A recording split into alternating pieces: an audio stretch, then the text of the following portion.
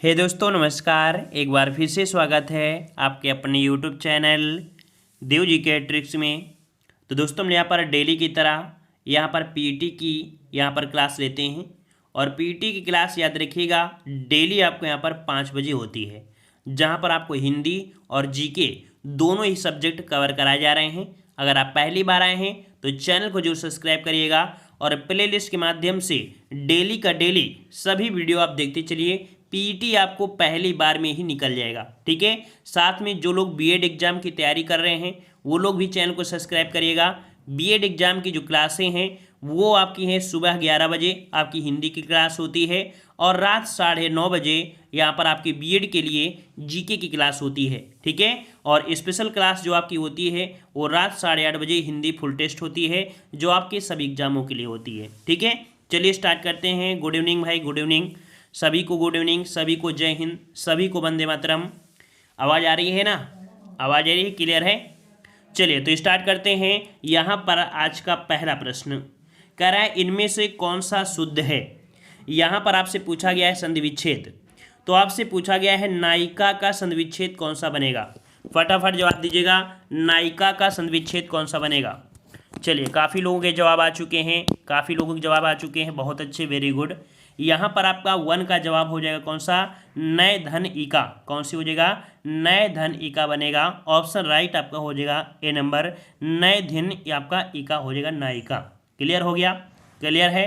अयादी संधि आपकी है, अयादी संधि। अगला आपसे पूछा गया है निम्न प्रश्नों में से सही प्रत्यय आपको चुनना है। कह रहा है कि का प्रत्यय है, मतलब जो का है ये प्रत्यय किस वर्ण में है। बिल्कुल इजी है, देखो बड़ी की है, बड़ी नी है और आपका यहाँ पर कह सकते ती है, मतलब इनमें से तो नहीं हो सकता है। तो ऑप्शन बी यहाँ पर आपका का जो बैठक है का किसमें, का आपका हो जाएगा यहाँ पर, ठीक है।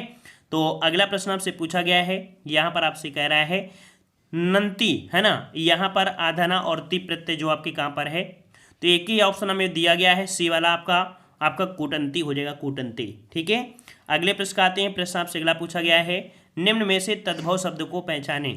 तद्भव शब्द आपसे पूछा गया है।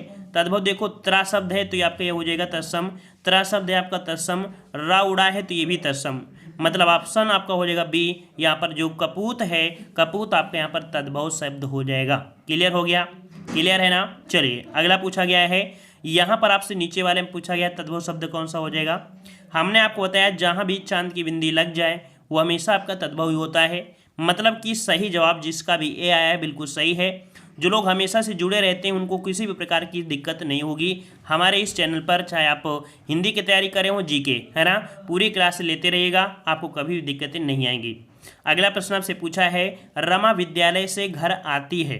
कहीं कहीं पर क्या होता है, कभी कभी ये क्वेश्चन बोल देता है रमा विद्यालय मतलब घर से विद्यालय जाती है ना, तो ऐसा होता है। अब यहाँ पर दिया रमा विद्यालय से घर आती है, मतलब विद्यालय छोड़कर आ रही है, मतलब अलगाव की बात कर रहा है। जब अलगाव से बात करें क्या हो जाएगा, अपादान होता है, अपादान होता है ना। कभी कभी होता है रमा घर से विद्यालय जाती है, ऐसे बोल देता है ना, तो ऐसी स्थिति में कह सकते हैं कि रमा घर से विद्यालय जाती है, तो घर से अलग हो गया मतलब विद्यालय पहुंच रही है। कहीं ना कहीं से भाव जो आपको अलगाव को दर्शा रहा है, ठीक है।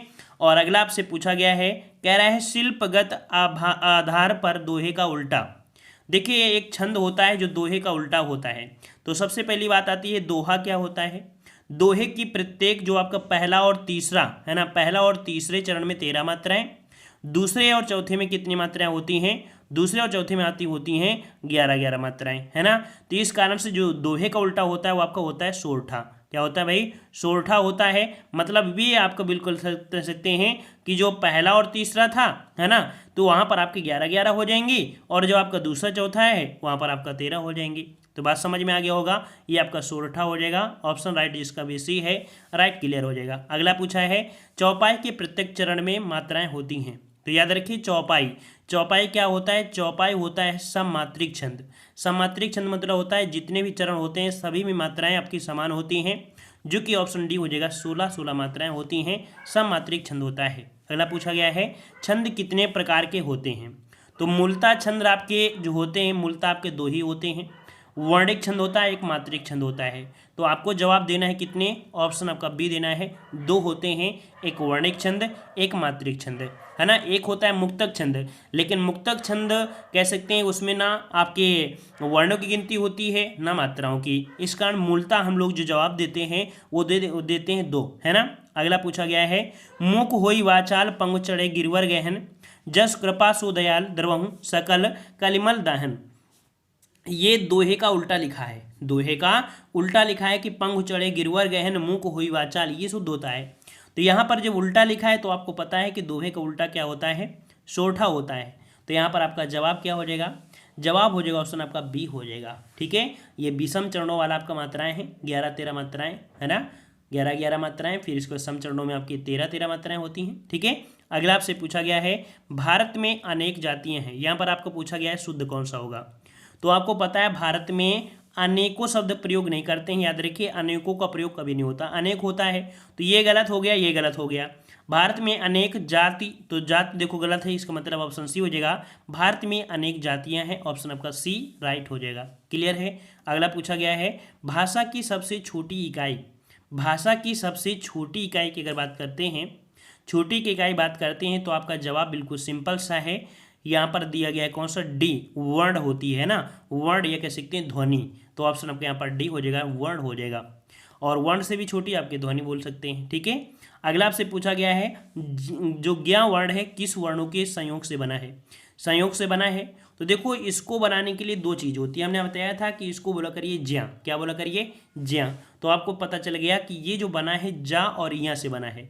लेकिन अब आपके दिमाग में ये पॉइंट आना चाहिए कि आधा शब्द किस में करेंगे, ये वाला करेंगे या इसको करेंगे, या दोनों ही आधे होंगे, आधे आधे करेंगे तो पूरा बनेगा नहीं। यहाँ पर आपका जवाब हो जाए कौन सा, हमने कई बार आपको फोकस कराया है, यहाँ पर जो पहला शब्द होता है वहाँ पर आधा शब्द होता है, जा आधा हो जाएगा। ठीक है, ऑप्शन राइट आपका 13 का बनेगा कौन सा, बी हो जाएगा।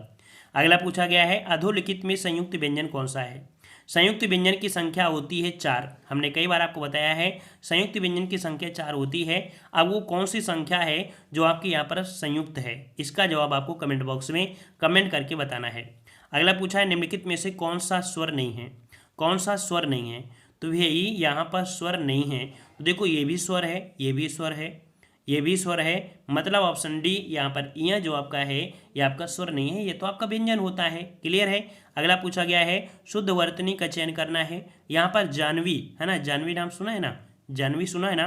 तो जानवी जो लिखेंगे किस प्रकार से, तो हा जो आपका बना होता है कुछ इस प्रकार से, एक डिजाइन सोचता है, लगभग वो आपका होता है तो पूर्णता होता है, लेकिन वो तो आपका नहीं है, लेकिन फिर भी जवाब यहाँ पर आपका हो जाएगा जानवी, ऑप्शन सी आपका राइट हो जाएगा। सी नंबर जिसका भी भाई जी आ रहा है, सी आ रहा है, बिल्कुल हो जाएगा जानवी। अगला है दीर्घायु, चलिए 17 का जवाब दीजिए। चलिए भाई गुड इवनिंग, गुड इवनिंग सभी को, गुड इवनिंग। चलिए दीर्घायु की अगर बात करते हैं, दीर्घायु की बात करते हैं, तो यहाँ पर आपका जवाब हो जाएगा ऑप्शन राइट, बिल्कुल सही है, काफ़ी अच्छी पहचान हो चुकी है। यहाँ पर ऑप्शन आपका जवाब हो जाएगा ए नंबर, दीर्घायु हो जाएगा। ठीक है, इस प्रकार से। श्रृंगार आपसे पूछा है, तो हमने आपको बताया था जब भी अगर आपसे श्रृंगार पूछे, तो श्रृंगार पूछे तो आपको सिर्फ ये वाला बताना है, ये वाला डंडा मत लगाया करिए, एक्स्ट्रा वाला मत लगाया करिए, तो आपका सही हो जाएगा। तो इस प्रकार से सही जवाब कौन सा हो जाएगा, श्रृंगार शब्द इस प्रकार से सही लिखते हैं, ऑप्शन आपका बी हो जाएगा। अगला पूछा है, शुद्ध वर्तनी आपसे पूछा है उज्ज्वल, यहाँ पर उज्ज्वल आपने बहुत बार पढ़ा होगा, हद से ज़्यादा बार पढ़ा होगा। आज इसमें से देखना है, यहाँ पर देखना है जो उज्ज्वल आपका यहाँ पर सही है, आपका कौन सा सही है। इस प्रश्न का भी जवाब आपको कमेंट बॉक्स में कमेंट करना है। हम ऐसे ही प्रश्न आपको पूछे हैं जो आप बता सकते हैं, हमें पता है कि आप बता सकते हैं। अगर इस प्रश्न का भी जवाब आप नहीं देते हैं तो ये समझे आपने प्रश्न की इग्नोर कर दिया है, या क्या समझ सकते हैं कि आपने इस प्रश्न का जवाब नहीं आ रहा होगा। 2 ही पॉइंट आपको समझेंगे। चलिए अगला पूछा गया है, कह रहा है अंतः साक्ष्य, मतलब अंतः साक्ष्य, अंतः साक्ष्य। तो देखो अंतर साक्ष्य तो होता नहीं, अंतः साक्ष्य होता है, तो ऑप्शन सी यहाँ पर आपका हो जाएगा, अंतः साक्ष्य हो जाएगा। ठीक है। अगला पूछा है, 2 वर्णों के मेल से होने वाले विकार को कहते हैं, 2 वर्णों के मेल से होने वाले विकार। तो वर्णों की बात किया है, जब वर्णों की बात करता है तो याद रखिए वर्णों के विकार से बनते हैं आपकी संधि। लेकिन अगर पूछे कि शब्दों के अगर मेल से पूछे तो आपको जवाब देना है समास। ठीक है, समास। तो इसका राइट आंसर आपका कौन सा बन जाएगा, संधि हो जाएगा। अगला पूछा है, संधि के प्रकार, संधि के कितने प्रकार होते हैं। संधि के अगर पूछे कि संधि के प्रकार होते हैं तो संधि के आपके होते हैं कितने, तो आपके 3 प्रकार होते हैं। एक होती है स्वर संधि, फिर व्यंजन, फिर आपकी होती है विसर्ग। तो आपका जवाब कहाँ पर जाएगा, ऑप्शन सी पर जाएगा। 3 संधि होती हैं, 3, ऑप्शन आपका सी बनेगा। अगला आपसे पूछा गया है कि आपसे यहाँ पर राकेश का सही संधि विच्छेद क्या है। राकेश का संधि विच्छेद, राकेश का संधि विच्छेद होता है राका धन ईस। क्या बनता है, राका धन ईस बनता है, जो कि ऑप्शन में कौन सा दिया है, राका धन ईस। लेकिन बड़ी बड़ी होगी, देखिए बड़ी ई वाली लगाइएगा, बड़ी लगाइए, छोटी मत लगाइएगा। राका धन ईस, राका धन ईस अर्थात ऑप्शन राइट आपका बनेगा सी। यहाँ पर आपका राका धन ईस बनेगा, सी वाला आपका हो जाएगा राका धन ईस बन जाएगा, जो कि यहाँ पर आपका कौन सा हो जाएगा, ये आपका राकेश एक ही मात्रा है। और आपको पता है कि हमने बताया भी कि एक ही मात्रा जो होती है वो आपकी गुण संधि में होती है, गुण संधि में। क्लियर है। अगला पूछा गया है भानुदय में प्रयुक्त संधि का नाम बताइए। भानुदय में प्रयुक्त संधि, तो भानुदय को अगर तोड़ देते हैं तो आपका जवाब क्या बनेगा, भानु। क्या बनेगा भाई, भानु धन उदय बन जाएगा, भानु धन उदय बन जाएगा। छोटा ऊ प्लस छोटा ऊ बराबर बड़ा ऊ, बराबर बड़ा ऊ तो हो जाता है दीर्घ संधि। मतलब ऑप्शन आपका जवाब कौन हो जाएगा, यहाँ पर आपका बनेगा बी, यहाँ पर आपका दीर्घ संधि हो जाएगा। ये भी आंसर आपको क्लियर हो गया होगा। अगला पूछा गया है अति धन आचार। यहाँ पर आपसे पूछा है इसका जो संधि विच्छेद जो आपका है, इसे तोड़िए तो अगर जोड़ देंगे तो आपका बनेगा क्या, यहाँ पर बनेगा अति धनाचार अत्याचार। क्या बनता है, अत्याचार, जो कि आपका यण संधि है। क्या बनेगा, यण संधि, ऑप्शन आपका बी, यहाँ पर यण संधि हो जाएगा, यण संधि। क्लियर है, अत्याचार, हाँ ये आपका हो जाएगा बी वाला अत्याचार बनेगा। अगला आपसे यहाँ पर पूछा गया है, जो कि आपके यहाँ पर आ गया है जीके का पोर्शन। ठीक है, कह रहा है प्रिज्म से गुजारने पर प्रकाश का कौन सा रंग सबसे अधिक विचलन दर्शाता है। तो आपने एक परिभाषा भी सुना होगा, है ना, कि वर्ण विक्षेपण, जब किसी भी प्रकाश को किसी प्रिज्म से गुजारते हैं तो वो 7 रंगों में विभक्त हो जाता है। जो यहाँ पर कह सकते हैं सबसे कम होता है वो आपका लाल होता है, लेकिन सबसे ज़्यादा विक्षेपित होने वाला आपका होता है कौन सा, बैंगनी कलर होता है। तो इसका जवाब कौन सा हो जाएगा, बैंगनी कलर हो जाएगा। सबसे ज़्यादा विक्षेपित हो जाने वाला जो विचलित होने वाला जो होता है वो आपका बैंगनी होता है। अगर ये दूर से देखेंगे तो आपको दिखाई नहीं देगा, तो जो सबसे कम विक्षेपित होता है लाल, इसीलिए आपको होता है लाल जो चीज़ें होती है दूर से दिखाई पड़ जाती है। यही कारण होता है कि जो रेलवे लाइन होती है ट्रैक पर आपको लाल बत्ती दिखाई देती है ना, वहाँ पर आपको बैंगनी बत्ती नहीं दिखाई देगी, है ना। तो इस कारण से यहाँ पर लाल बत्ती होता है जिसका विचलन सबसे कम होता है। ठीक है, ऑप्शन आपका यहाँ पर बनेगा कौन सा, डी, क्योंकि सबसे अधिक विचलन पूछा है। तो ऑप्शन आपका हो जाएगा सी नंबर, सी नंबर आपका बैंगनी वाला हो जाएगा। क्लियर हो गया है। चलिए अगला पूछा गया है ट्रांसफार्मर के क्रोड के लिए सर्वोत्तम द्रव्य है। मतलब कह सकते हैं जो ट्रांसफार्मर होता है, ट्रांसफार्मर आपने देखा होगा, ट्रांसफार्मर देखा होगा, उसमें से आपके इस प्रकार से क्रोड बने होते हैं, बने होते हैं ना बने होते हैं। तो ये जो आपके क्रोड होते हैं, ये जो आपके बने होते हैं किसके बने होते हैं, यहाँ पर आपका जवाब हो जाएगा कौन सा, नर्म लोहा। किसका होता है, नर्म लोहे के होते हैं। ऑप्शन आपके यहाँ पर डी हो जाएगा, नर्म लोहा। अगर आपसे यहाँ पर पूछा गया है, कह रहा आपसे यहाँ पर कि आयोडीन और पोटेशियम क्लोराइड के मिश्रण से आयोडीन को अलग किया जा सकता है। मतलब कह सकते हैं आयोडीन और पोटेशियम क्लोराइड का मिश्रण है ना, और इसके मिश्रण से आयोडीन को अलग किया जा सकता है। किस प्रकार से, तो याद रखिए आप क्या करिए उसे ऊर्ध्वपातन, मतलब क्या होता है ऊर्ध्वपातन, जैसे आपने सुना कपूर, है ना, कपूर होता है, कपूर ऊर्ध्वपातन द्वारा क्या होता है, उड़ जाता है ना। कपूर हो गया, आपके यहाँ पर अमोनियम क्लोराइड हो गया, या आपका एंथ्रेसीन हो गया, ये आपके होते हैं, इसके माध्यम से ऊर्ध्वपातन से कर सकते हैं। ठीक है, तो यहाँ और कोई विधि नहीं होती भाई, इसकी और कोई विधि नहीं होती है, इसकी ऊर्ध्वपातन द्वारा ही अलग कर सकते हैं। आप देखते हैं क्या है, जब पानी और इसमें होता है तो आयोडीन बच जाती है, पानी भाप में उड़ जाता है ना, तो गैसीय अवस्था, ऊर्ध्वपातन गैसीय अवस्था। अगला है कोयले की खानों में प्राय विस्फोटक करने वाली गैस कौन सी है। तो याद रखिए कोयले की जो खान होती है वहाँ पर विस्फोटी गैस होती है, कभी कभी अचानक विस्फोट हो जाता है ना, और लोग जो होते हैं मर भी जाते हैं। तो यहाँ पर जो विस्फोटी होती है कौन सी, वो आपकी होती है मीथेन गैस। कौन सी होती है, मीथेन गैस। तो 54 का ऑप्शन आपका हो जाएगा कौन सा, डी, मीथेन गैस। और याद रखिए मीथेन गैस कैसी होती है, ज्वलनशील होती है। कैसी होती है, ज्वलनशील होती है, इसी कारण क्या होता है, विस्फोट अचानक से हो जाता है। ठीक है, और अगले प्रश्न आते हैं, प्रश्न आपसे अगला पूछा गया है, यहाँ पर आपसे कह रहा है निम्नलिखित में से वह व्यक्ति कौन है जिन्हें भारत का राष्ट्रपति बनने से पहले भारत रत्न का अवार्ड दिया गया। तो देखिए ये राष्ट्रपति नहीं बने थे, उसके पहले ही इनको भारत रत्न दिया गया था। कब दिया गया था, 1954 में। याद रखिए 1954 में इन्हें भारत रत्न दिया गया था। किसे दिया गया था, तो यहाँ पर देखिए दिया गया था किसे, तो आपके डॉक्टर सर्वपल्ली राधाकृष्णन। ये जब थे तो ये उपराष्ट्रपति थे, राष्ट्रपति नहीं बने थे। राष्ट्रपति कब बने थे, तो आपके बने थे 1961 से, ठीक है, 1961 से बने थे, क्योंकि 51 से, है ना, 51, फिर मतलब 2 पंचवर्षीय योजना और तीसरी वाले में ये बन गए थे, ठीक है, मतलब 2 बार ये आपके उपराष्ट्रपति बने थे और इसके बाद ये राष्ट्रपति बने थे। तो यहाँ पर 54 में इनको मिला था, ऑप्शन आपका सी हो जाएगा। क्लियर हो गया, क्लियर हो गया। भारत के दूसरे राष्ट्रपति थे। अच्छा, ये 62 में बने थे, माफ करिए, ये 62 में बने थे, ठीक है, 62 में बने थे, क्योंकि 52 में आपके चुनाव हुए थे, तो 52 के अकॉर्डिंग, हाँ ठीक है, 62 में हो जाएगा, ठीक है। अगले प्रश्न में आते हैं। प्रश्न आपसे अगला पूछा गया है, कह रहा है राष्ट्रपति राज्यसभा के लिए उन व्यक्तियों में से जो कला, साहित्य, सामाजिक सेवा आदि क्षेत्रों में ख्याति प्राप्त हैं, कितने व्यक्तियों को नामित कर सकते हैं। तो याद रखिएगा, राष्ट्रपति जो नामित करते हैं वो 12 सदस्यों को, कितने, 12 सदस्यों को राष्ट्रपति मनोनीत कर सकते हैं। कला, साहित्य, विज्ञान, समाज सेवा, सहकारिता के क्षेत्र में जो विशेष ख्याति प्रदान करते हैं वो आपके होते हैं, ठीक है, क्लियर है। अगला पूछा गया है, कह रहा है इनमें से कौन सा रोग नाइट्रेट प्रदूषित भोजन तथा जल के उपयोग द्वारा होता है। मतलब कह सकते हैं कि अगर जल में या भोजन में नाइट्रेट की अधिकतम मात्रा हो जाती है, तो उससे क्या होता है, दूषित हो जाता है, और दूषित हो जाने से एक रोग होता है। ये रोग होता है आपका ब्लू बेबी सिंड्रोम, है ना। ब्लू बेबी सिंड्रोम मतलब नवजात शिशु की त्वचा जो होती है वो निचली सतह में क्या होती है, ऑक्सीजन की कमी हो जाती है, जिसके कारण इसका रंग नीला हो जाता है या किसी बैंगनी रंग होने लगता है, इसलिए इसे बोलते हैं ब्लू बेबी सिंड्रोम कहा जाता है। यह नाइट्रेट संदूषित भोजन या जल के उपयोग करने से बीमारी आपकी होती है। इसी कारण कहते हैं कि पानी भी स्वच्छ पीजिए, खाना भी स्वच्छ खाइए। अगला पूछा है, भारत में सबसे बड़ा जनजातीय समुदाय क्या है। भारत में सबसे बड़ा जनजातीय समुदाय आपका गोंड जनजाति। कौन सी है, गोंड जनजाति है, ऑप्शन बी हो जाएगा गोंड जनजाति, बी नंबर, ठीक है। अगला पूछा है, किस प्रकार के उत्पादों के लिए CACP न्यूनतम समर्थक कीमत की सिफारिश करता है। मतलब कहते हैं commission for agriculture cost and price, CACP, अर्थात कृषि लागत और मूल्य आयोग, है ना। क्या होता है, कृषि लागत और मूल्य आयोग, जो कि भारत सरकार के कृषि मंत्रालय के अंतर्गत कार्य करता है, और यह कृषि उत्पादकों के लिए न्यूनतम समर्थक मूल्य सिफारिश करता है। यहाँ पर ऑप्शन आपका बी हो जाएगा। तो अभी आप देखे होंगे कि जो आपका किसान आंदोलन चल रहा है वो कहीं ना कहीं इसी कारण चल रहा है, क्योंकि सरकार ने न्यूनतम समर्थक मूल्य हटा दिया है। सभी लोग, कोई बोलेगा भैया हमें 1600 में चाहिए, कोई बोले 1700 में ले लेंगे, कोई बोले 1800 में लेंगे, कोई बोलेगा 1500 में।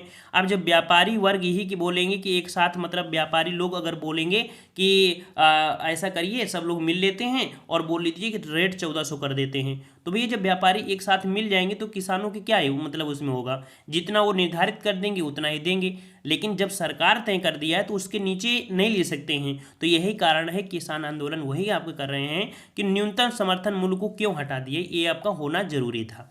इस कारण से समझ में आ गया होगा, थोड़ा बहुत लगभग रिलेटेड वही आपका है।